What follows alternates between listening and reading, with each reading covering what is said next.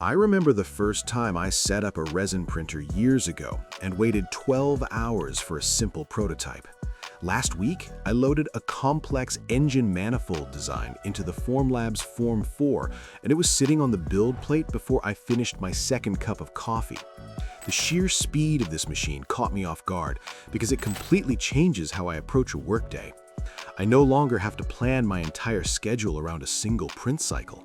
Instead, I found myself iterating 3 or 4 times in a single afternoon, which is a level of productivity I honestly did not think was possible for a desktop unit. Design and build quality. The moment I pulled the Form 4 out of its box, I noticed the familiar orange UV hood, but the machine feels much more substantial than its predecessors. It weighs about 18 kilograms and sits firmly on the workbench with zero wobble during high-speed movements. The build volume has increased by 30% compared to the Form 3, which gave me the extra room I needed for larger industrial brackets. Everything from the sturdy metal frame to the responsive 7-inch touchscreen feels premium and professional. It does not feel like a hobbyist tool, but rather a piece of serious lab equipment designed to run around the clock. Key features in action. The real magic happens with the new low-force display engine.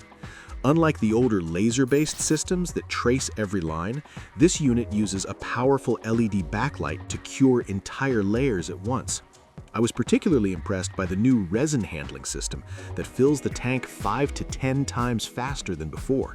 I also tested the Z-axis force sensor, which automatically adjusts the print speed based on the geometry of the part.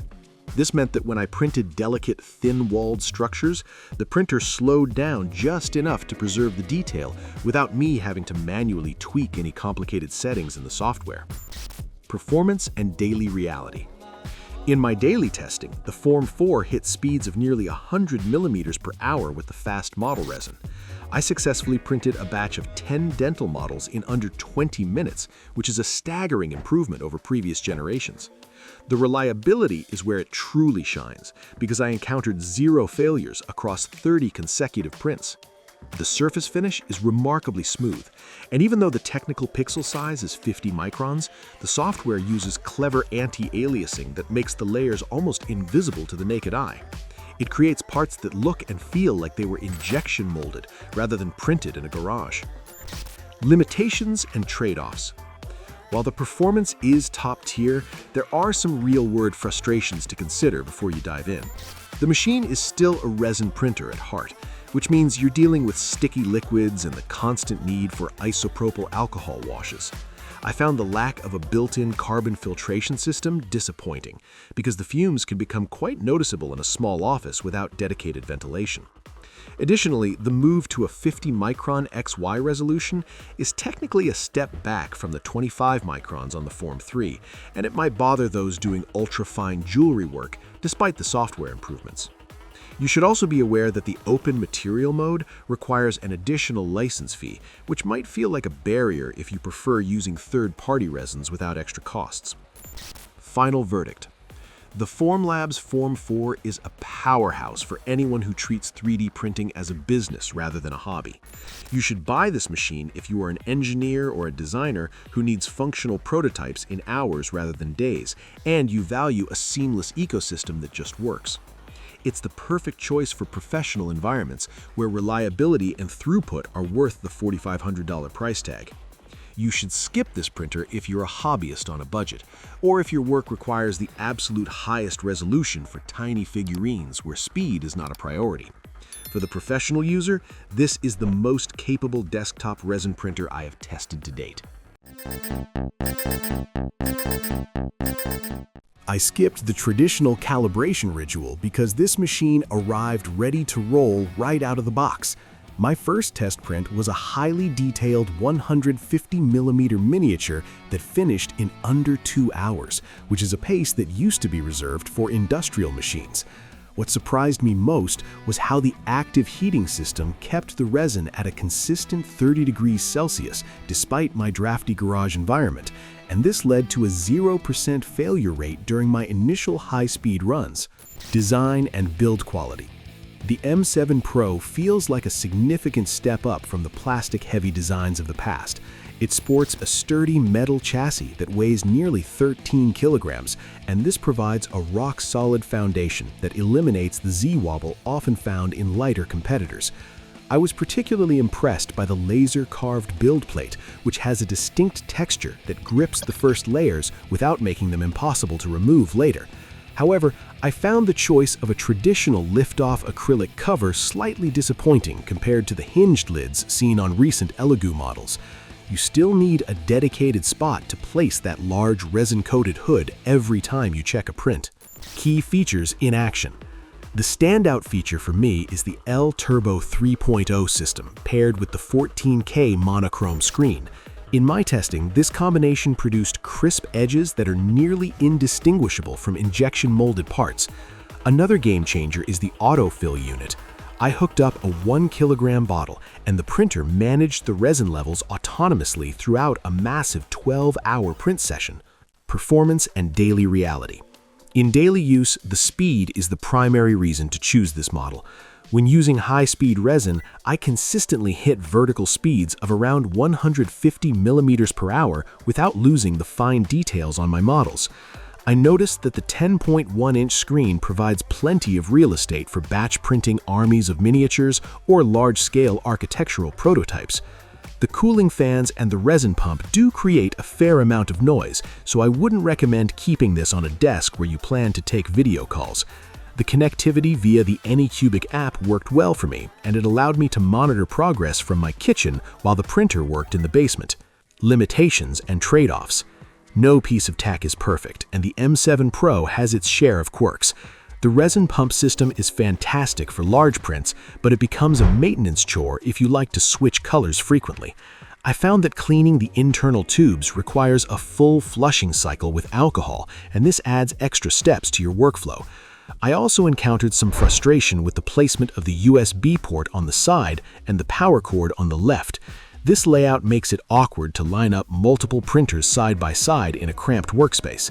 Furthermore, while the 14K resolution is technically impressive, the use of ACF film for speed slightly softens the extreme sharpness compared to traditional FEP film. Final verdict. The Anycubic Photon Mono M7 Pro is a powerhouse for users who value throughput and reliability above all else. I would recommend you buy this if you are a professional creator or a serious hobbyist who prints large volumes and needs a machine that can handle cold environments without external heaters. The combination of active heating and auto leveling makes it a remarkably consistent tool.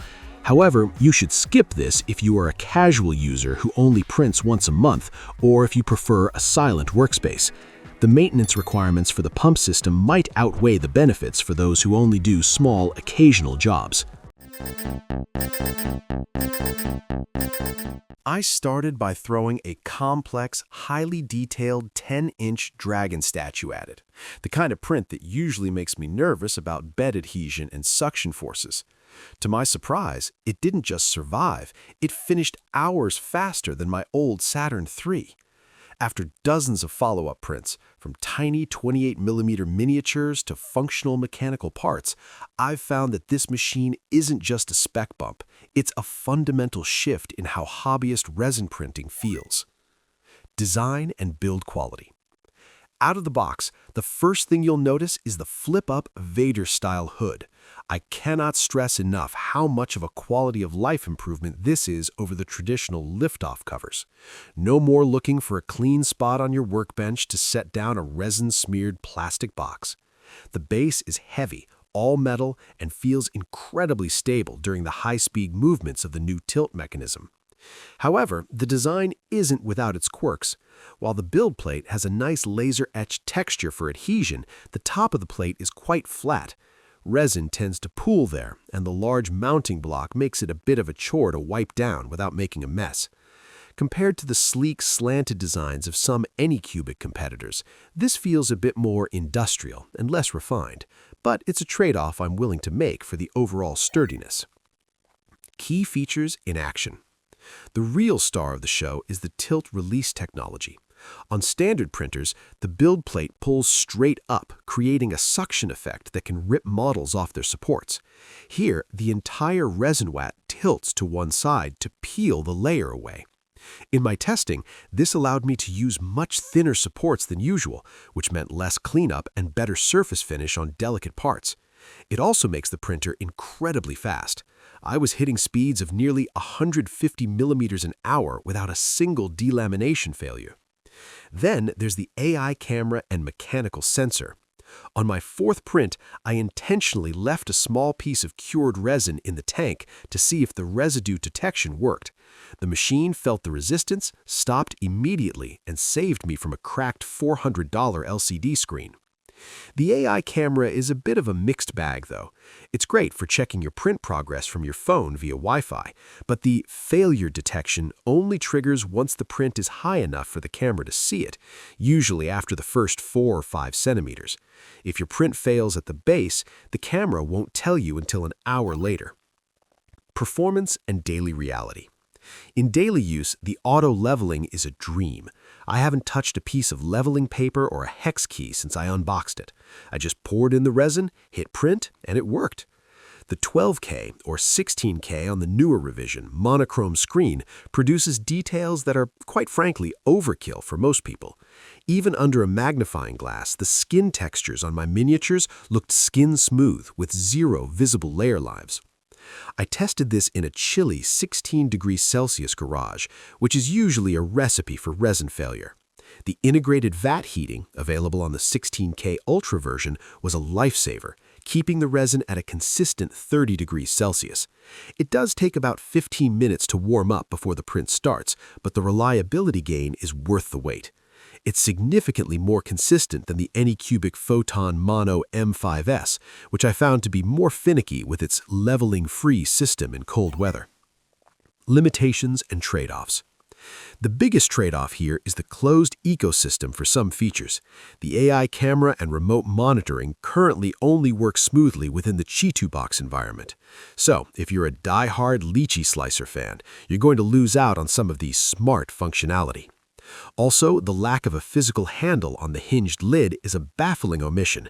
You have to grab the oily edges of the shield to open it, which eventually leads to a fingerprint-smudged mess.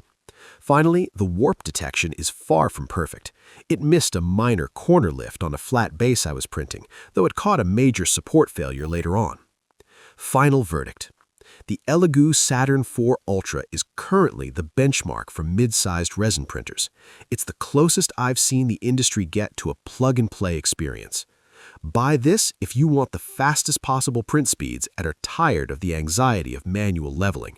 It's perfect for miniature painters and small-scale production, where reliability and speed are the top priorities. Skip this if you already own a high-end 8K or 12K printer and don't care about speed.